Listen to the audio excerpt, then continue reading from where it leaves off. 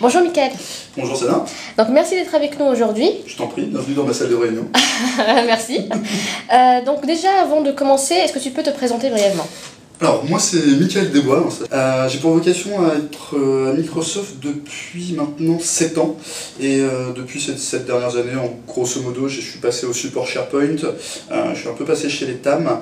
Et pour finir directement à l'avant technique. Et donc conseil pour les partenaires, tous les bénéfices techniques que vous voyez tous les jours à travers Sana, le café dans le cloud, et voilà. Donc j'ai pour vocation à participer énormément sur la partie sociale, Yammer en l'occurrence. Si vous êtes déjà passé, vous avez déjà eu l'occasion de me croiser. Si vous voulez en savoir plus sur mon curriculum vitae, n'hésitez pas à venir me poser des questions.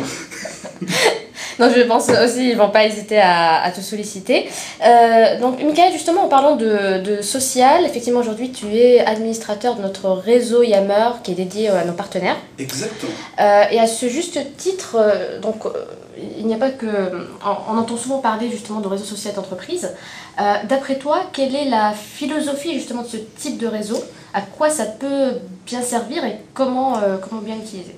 En fait, pour démystifier un petit peu la chose, c'est-à-dire qu'il y a pas mal de gens qui ont pour vocation encore à travailler sur du mail, ce qui est une chose complètement légitime, puisqu'on n'est pas encore sorti du modèle où on va envoyer, on va avoir une information et on va la communiquer à une autre personne. Le but de Yammer, en fait, c'est d'exploser tout ce qui est silo. C'est-à-dire qu'aujourd'hui, quand tu as une question à poser, tu vas la demander à telle personne identifiée, mais peu de choses près, il peut y avoir d'autres personnes qui peuvent répondre à ta question, et pour autant, tu les as pas du tout sollicitées. En fait, Yammer, c'est exactement comme si tu donnais une formation à quelqu'un, on est dans une salle fermée, tu donnes le speech à toutes les personnes qui sont là. Pour autant, ça peut intéresser beaucoup d'autres personnes qui sont derrière la porte et qui n'ont aucune idée de ce que tu es en train de faire dans ta petite salle avec tes petits collègues. En fait, Yammer, c'est le réseau social dans sa philosophie, en fait. C'est ni plus ni moins que ça.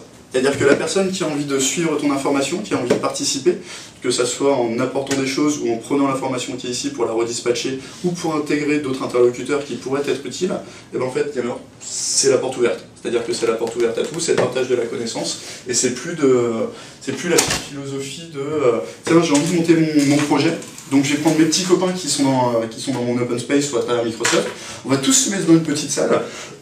Et on va se dire, tiens, on va faire de l'argent tous ensemble, et sans se demander, se préoccuper si ça a été déjà fait, est-ce que ça a potentiellement réussi, si ça a loupé, pourquoi, quels ont été les facteurs d'échec, est-ce qu'on a des retours d'expérience, est-ce qu'il y a d'autres personnes qui pourraient nous aider, puisque moi j'ai fait une sélection de mes petits amis qui sont ici, très bien, et puisque je les connais, mais est-ce qu'il n'y a pas d'autres personnes qui sont plus à même de répondre aux besoins présents par rapport à ce projet? Moi j'en sais rien, puisque je suis dans ma petite salle et c'est fermé à clé. Alors que Yammer, c'est ni plus ni moins que, bon, j'ai ce projet, je le mets sur la table, venez. Les gens qui sont intéressés pour m'apporter un coup de main, je suis à disposition, tout est ouvert, venez, qu'est-ce que vous pouvez m'apporter? Et de la même chose, peut-être que le projet il peut être réutilisé pour quelque chose d'autre, pour un autre service, dans un autre scénario ou n'importe quoi. Donc c'est vraiment le partage de la connaissance, c'est plus de dire, tiens, je vais faire mon petit projet tout seul en silo dans mon box, et je vais gagner plein d'argent. Honnêtement, ça marche jamais. C'est-à-dire que faire une société tout seul sans s'appuyer sur les compétences des gens qui l'ont, en général, ça mène juste absolument nulle part. Donc la philosophie, c'est juste, vous demandez-vous, est-ce que je préfère avoir 10% de parts dans Facebook ou 100% des parts dans une boîte qui vendra juste absolument jamais rien? Honnêtement, il vaut mieux partager avec tous ces petits collègues la primeur, la gloire d'un projet qui a fonctionné, plutôt que prendre la responsabilité à 100% d'un projet qui va juste pas marcher, quoi. Voilà la philosophie un petit peu du réseau social. D'accord, c'est très clair. Et d'après ton expérience, est-ce qu'il existe un intérêt aujourd'hui, justement, à avoir un réseau social d'entreprise qui soit ouvert à l'extérieur? En fait, dans la philosophie du partage de la connaissance, oui, ça peut être assez utile. En fait, il y a deux choses... je vois un peu de choses près, deux aspects, là maintenant pris à froid sur le sujet. Quand tu vas ouvrir un réseau social à l'externe, en fait tu vas pouvoir, centraliser tous tes clients à un seul et même point sur lequel ils vont pouvoir te féliciter ou potentiellement te critiquer. En fait, l'intérêt, c'est quoi? C'est de ne pas laisser se propager de la mauvaise information ou de la mauvaise publicité. Typiquement, moi, quand je suis pas content de Microsoft, mettons, pour citer que nous, qu'est-ce que je fais? Je vais sur notre Yammer et je dis je suis pas content. Pourquoi? Puisque j'ai un lieu sur lequel je vais pouvoir dire je suis pas content. Si, admettons, j'avais pas de moyen de crier mon désespoir, qu'est-ce que je fais? Je vais aller sur un forum, sur internet, n'importe où, un truc que j'aime bien, et je vais dire Microsoft c'est naze. Sauf que ce qui se passe, c'est qu'il n'y a personne qui va pouvoir contrôler cette information. Puisque les Microsofties, les gens qui vont pouvoir potentiellement répondre à son besoin pour que cette personne soit contente, bah, elles n'ont pas le vent de l'existence de sa question. Si tu donnes un support à tes clients, un support à tes partenaires pour dire si tu n'es pas content, c'est là que ça se passe. Tu peux canaliser le truc et surtout tu vas pouvoir faire en sorte d'avoir quelqu'un qui va répondre à la question du client, ce qui génère justement de la satisfaction. C'est un petit peu comme à l'analogie, en fait j'ai pris un peu cet exemple puisque j'ai un ami qui avait une coupure internet et ce qui s'est passé c'est qu'il a appelé le support, bon, 2 jours plus tard il avait toujours pas internet. Bon, là, je fais, ils ont une page Facebook? Ouais, bah poste dessus. Il poste dessus, bah, qu'est-ce qui s'est passé? C'est une mauvaise pub. Bah ouais, il y a tout de suite un administrateur qui vient. Oui, attendez, je reviens vers vous. Il l'appelle au téléphone, en 2 minutes, le mec, il avait quelqu'un. Son problème a été corrigé, et tout ce qu'il lui a demandé, c'est oui, vous pouvez dire juste sur le post Facebook que tout a été réglé. Oui, pas de souci, bien sûr. Hop, et voilà, tout le monde est content. On va voir qu'il y a des problèmes, on va voir que la société est relativement réactive, et on n'a pas de l'information qui s'est dispatchée en mode ça marche pas, ça marche pas, ça marche pas, ça marche pas, avec de l'écho chez d'autres personnes, puisque en fait les gens savent juste pas, ils n'ont juste pas de point central sur lequel dire j'ai ce problème, et donc du coup ils n'ont pas les bons interlocuteurs pour venir régler la chose. Le réseau social, ça peut être une ouverture sur ça, canaliser. Et puis après, bon, bah, effectivement, tu as le partage de la connaissance avec tes clients. Quand quelqu'un va venir, par exemple, si on prend le cas du réseau MPN, il y a quelqu'un qui vient me poser une question, moi il m'aurait envoyé un mail à moi, j'aurais dû le redispatcher, je ne sais pas trop à qui, en fonction de la technologie, si c'est pas moi le honneur.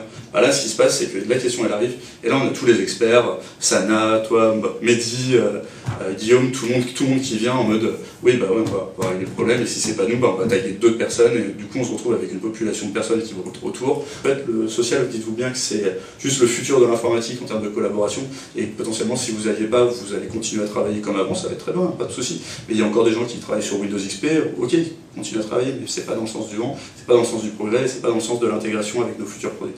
Le fait de se mettre au social dès maintenant, ça vous permettra d'avoir la première couche, la couche commune à absolument tous nos produits. Dans le cas d'Office 365, par exemple, on va avoir, comment dirais-je, on va avoir SharePoint, Exchange, CRM, Link, par exemple, qui vont tous s'intégrer en surcouche commune, où la seule couche commune à tous ces produits, ça va être le réseau social. Typiquement, aujourd'hui, dans SharePoint, quand je vais avoir un document, je vais directement pouvoir pousser le document au niveau de Yammer et avoir un thread de document dans SharePoint qui est associé à un groupe dans Yammer.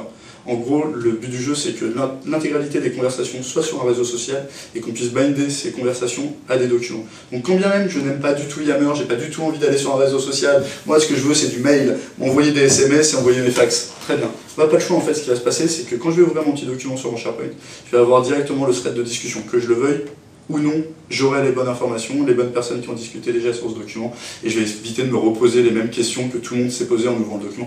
Tout le monde s'est déjà posé la question, l'intégralité des questions sont déjà sur le document, et vous avez une sorte de FAQ associée à chaque documentation. Donc en fait, on ne va plus consommer de la documentation, on va pouvoir directement voir, j'allais dire, consommer la connaissance des personnes qui, eux, ont déjà eu le temps de trouver le document, de lire le document, de digérer l'information qui était là, et pour potentiellement pouvoir la vulgariser, pour pouvoir la retransmettre facilement et garder les points clés. Au lieu de lire les 150 pages d'un document Word, ce que je vais faire, c'est que je vais voir les petits experts qui ont déjà discuté sur le doc et poser directement ma question au lieu de chercher à essayer de digérer le document moi-même, alors que j'ai pas forcément beaucoup de temps, et que le temps, c'est potentiellement de l'argent. Voilà. Donc, merci beaucoup, Michael, pour toutes ces données, ces retours d'expérience également, et puis ces informations qui concernent le futur de la collaboration, donc vu par Microsoft. Merci beaucoup. Et s'il y a quoi que ce soit, je reste à disposition sur la même page. Merci.